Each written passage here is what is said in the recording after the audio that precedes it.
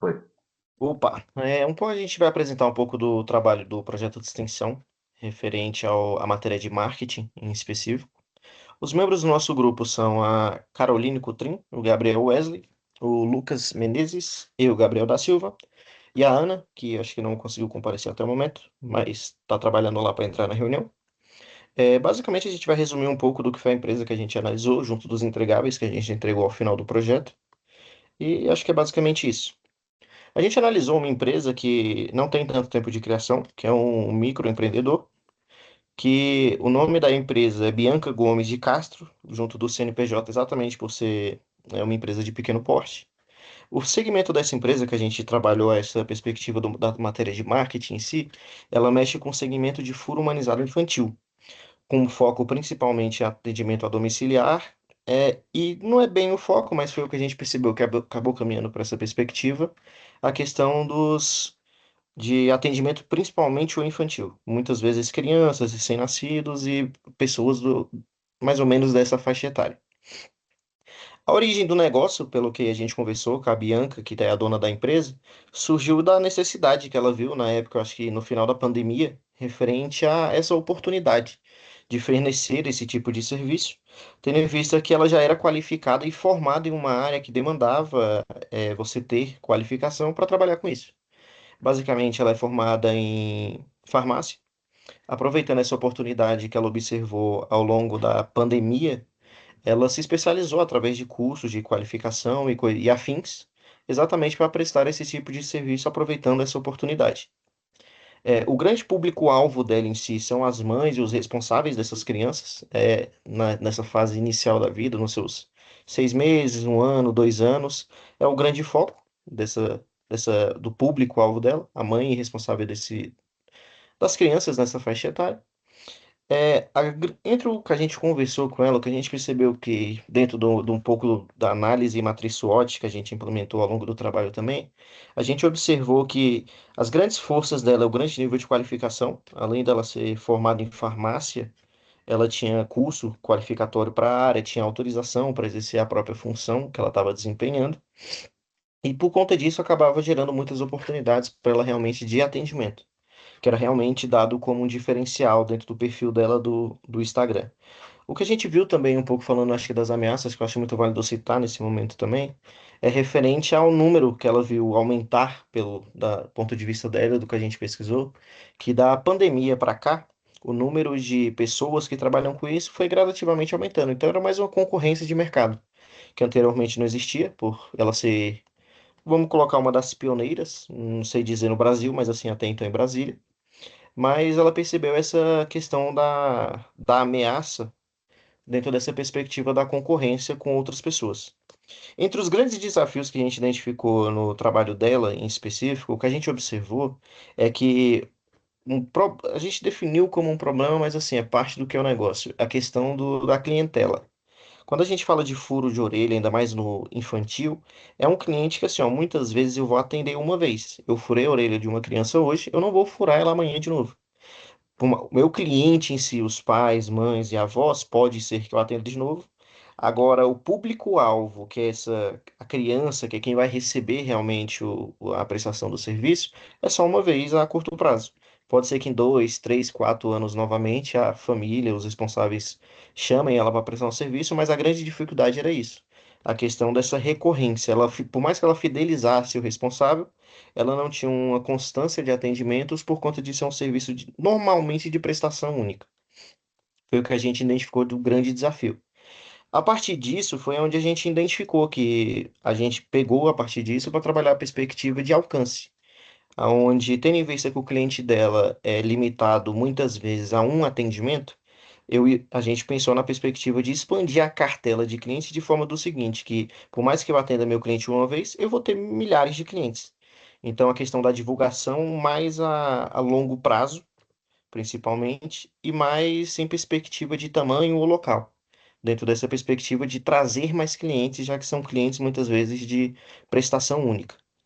Referente aos 4 PS, produto, praça, preço e promoção, a gente identificou que o produto dela é um produto assim muito fácil de vender. A gente identificou que era um produto que ela vendia a experiência do furo de orelha. onde basicamente, quando ela conversava com os clientes, eu não estou vendendo o produto brinco, eu estou vendendo a experiência, ó.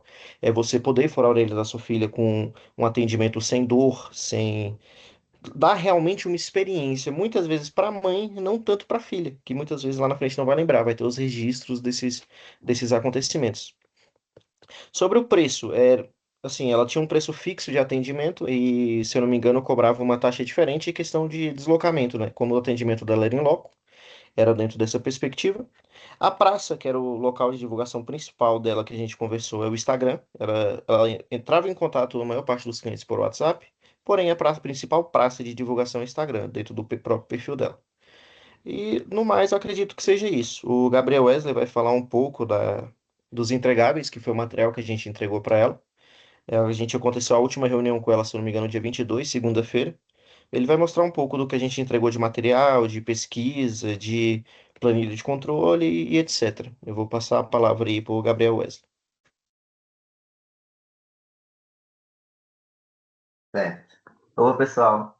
Então, tendo em vista tudo que o Gabriel falou sobre a análise que nós fizemos dos nossos clientes, a gente identificou que é muito interessante para ela trabalhar em cima dessa questão da marca pessoal dela. Porque a partir de uma marca forte, ela vai conseguir atrair esses clientes, ela vai conseguir um público maior e estar trabalhando juntamente com eles. A partir disso, eu vou mostrar os materiais que nós fizemos para melhorar essa questão da marca dela e esse relacionamento com os clientes. Como ela já tem um produto bem customizado, se ela customizar também o atendimento dela, ela consegue um alcance maior e consegue atender especificamente cada público.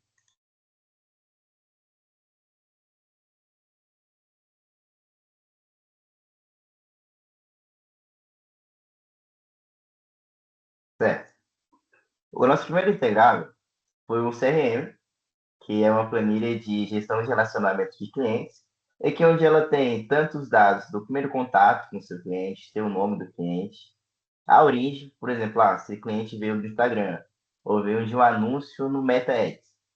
Então é muito interessante ela ter esse controle para ela poder saber aonde que ela tem que investir, aonde ela tem que intensificar o canal de vendas dela, onde ela precisa melhorar. Quando a gente fala de CRM, é importante porque, digamos que foi aniversário dela ou aniversário de algum parente próximo. Ela consegue estar mandando uma mensagem mais personalizada e mostra um contato mais próximo com o cliente. Então, o cliente ele sente, poxa, ela lembrou de mim. Então, ajuda nesse relacionamento. A partir daí, nós também fizemos um material que é um documento PDF, onde a gente mostra para ela alguns calendários comerciais de campanhas sazonais. Onde a gente fez algumas indicações de datas que são interessantes para ela fazer algumas campanhas personalizadas. Tanto o dia da abertura da empresa, temos dia da gestante, dia das mães, dia internacional da mulher. E a partir daí a gente colocamos também alguns objetivos que ela pode estar alcançando. Que ela poderia fazer de personalizado, algo diferente. Nessa planilha, a gente colocou também algo a mais, um bônus, que seria uma indicação de conteúdo sobre tráfego pago, para ajudar ela nessa divulgação no MetaAds. E também foi feita uma pesquisa em grupos, onde seriam grupos de mães, grupos no WhatsApp, no Facebook. A gente também fez a pesquisa de como entrar nesses grupos. Então, a gente pegou esse material, fizemos essa análise e enviamos para ela também. Então, nesse documento, a gente enviou a pesquisa para ela, enviamos os links. E também nós enviamos os links dos materiais editáveis, que eu vou mostrar agora, que são os nossos posts de materiais de divulgação. E aqui nós fizemos algumas alternativas para ela poder escolher o que ela mais achou interessante e também enviamos para ela o material editável. Caso ela queira fazer alguma alteração, caso ela queira manter a identidade visual, mas mudar algo futuramente, então a gente achou interessante mandar tanto o post estático para ela, como também a versão editável via Canvas. A gente pensou nessa perspectiva. Então, os nossos entregáveis foram esses. Foram a planilha de CRM, de gestão de relacionamento do cliente. Tivemos o documento com as campanhas regionais e alguns adicionais também. E esses posts de material de divulgação. Vai lembrar também que tudo isso nós colocamos em uma pasta via Drive e enviamos para ela pelo link no WhatsApp. Então ela tem tudo, todo esse material, toda a versão editável, já tem tudo em mãos. Então foi isso que a gente apresentou para ela. Acredito que seja isso, no grande geral. É interessante pontuar também que, por exemplo, dentro desses posts que a gente disponibilizou para ela no dia 22, teve dois deles que ela já até utilizou no próprio perfil do Instagram, que ela divulga o próprio trabalho lá. No mais, acredito que seja isso, contextualizando um pouco do que foi o nosso trabalho, do material desenvolvido.